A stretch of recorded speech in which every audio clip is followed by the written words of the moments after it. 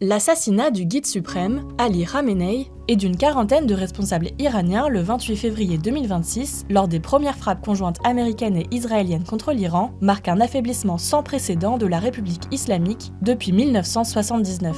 Pourtant, le régime était préparé à un tel scénario. Dès juin 2025, pendant la guerre des 12 jours contre Israël, le guide suprême avait anticipé sa succession en identifiant ses remplaçants. Pourtant, avec cette nouvelle intervention israélo-américaine, les cartes sont rebattues. Alors le régime des mollahs peut-il encore tenir ?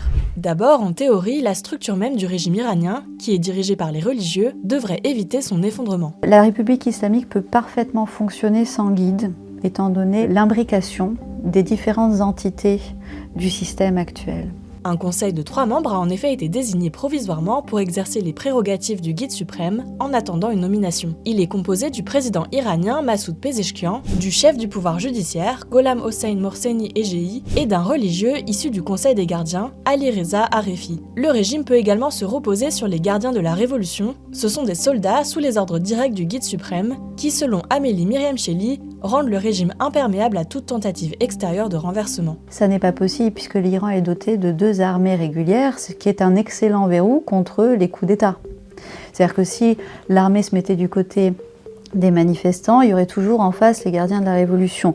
Donc c'est parfaitement inenvisageable. Et du côté des menaces intérieures, le régime n'est pas inquiété par l'opposition. Elle est aujourd'hui divisée et incapable de communiquer. Deuxième raison pour laquelle le régime iranien ne semble pas pouvoir s'effondrer, Téhéran n'engage pas toutes ses forces dans ce conflit. L'idée, c'est de justement se préparer à tenir dans la durée. Contrairement à ses précédents affrontements avec Israël, l'Iran n'a pas lancé d'attaques massives de drones et de missiles. Tous ceux qui connaissent un peu l'Iran partent du principe qu'il y aura une utilisation stratégique des munitions, c'est-à-dire on tape peu et avec des instruments qui sont beaucoup moins spectaculaires. Avant l'attaque conjointe israélo-américaine, l'arsenal iranien comptait 2500 missiles balistiques, selon des évaluations israéliennes. Toutefois, l'État hébreu affirme avoir neutralisé 200 lanceurs de missiles, soit la moitié du parc iranien. La stratégie de l'Iran est donc d'épuiser les stocks de ses adversaires. Une stratégie qui pourrait porter ses fruits à en écouter certaines déclarations de Donald Trump. Dans une publication sur son réseau social Truth Social, il s'est dit insatisfait de l'approvisionnement des États-Unis en armes de pointe. Au niveau le plus élevé, nous disposons d'un bon approvisionnement, mais nous ne sommes pas encore là où nous voulons être.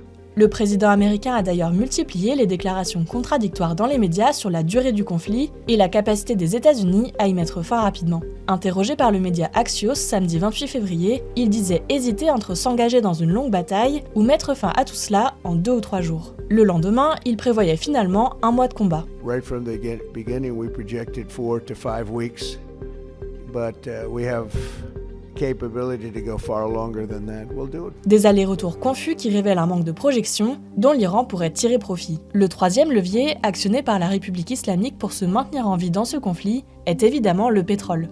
En bombardant les pétromonarchies du Golfe, l'Iran a provoqué un chaos régional, s'assurant la paralysie de facto du détroit d'Ormuz. Ce passage est stratégique, 20% du commerce mondial de pétrole y transitait quotidiennement en 2024. L'Iran s'assure ainsi un moyen de pression sur les États-Unis en mettant en péril son économie. Alors oui, le régime reste fort, malgré la pression militaire extérieure constante. Mais reste à savoir s'il parviendra à maintenir un contrôle interne face à l'ampleur que pourrait prendre la colère des Iraniens et Iraniennes. Depuis 1979, le régime a exécuté des dizaines de milliers de prisonniers politiques, a réprimé le mouvement vert de 2009, le soulèvement national de 2022 sous le slogan « Femme, vie, liberté » et les manifestations de janvier 2026 contre la vie chère. Des milliers de morts ont été recensés. Vous avez une minorité d'Iraniens qui défend ce régime, on va dire une quinzaine de pourcents. C'est très difficile de compter parce qu'en plus, vous avez des fonctionnaires qui sont dans l'obligation de visiblement et manifestement montrer leur sympathie à l'égard du régime. Même si la majorité de la population reste silencieuse et que les gardiens de la révolution exercent une pression importante sur elle, les Iraniens pourraient donc décider de répondre aux appels à l'insurrection de Donald Trump. Finally, to the great proud people of Iran, I say tonight that the hour of your freedom is at hand. Stay sheltered, don't leave your home. It's very dangerous outside. Bombs will be dropping everywhere. When we are finished, take over your government. It will be yours to take. Il ne faut pas non plus oublier que l'Iran est aujourd'hui isolé. En étendant ses frappes aux monarchies arabes du Golfe, qui n'étaient pas directement engagées dans l'offensive israélo-américaine, Téhéran a aggravé cet isolement. D'autant plus qu'il ne peut plus se reposer sur son axe de la résistance, bâti par Khamenei. Il rassemble le Hezbollah libanais, le Hamas palestinien, les milices chiites irakiennes, les Houthis au Yémen et l'ancien régime de Bachar al-Assad en Syrie. Le Hezbollah libanais n'est pas ressorti indemne de la guerre contre Israël en 2024, et avec la chute du régime de Bachar al-Assad en Syrie, l'Iran a encore perdu un allié de poids. Enfin, même si le nouveau guide suprême est nommé prochainement, le régime peut difficilement espérer davantage de stabilité, notamment à cause des menaces israéliennes incessantes. ולאורך כל יום אנחנו ממשיכים לערער אותו יותר ויותר, להעמיק את הפגיעה בו, עד שיוסר האיום הקיומי. Mercredi 4 mars, le ministre de la Défense, Israël Katz, a même menacé d'assassiner tout dirigeant iranien choisi pour succéder à Khamenei.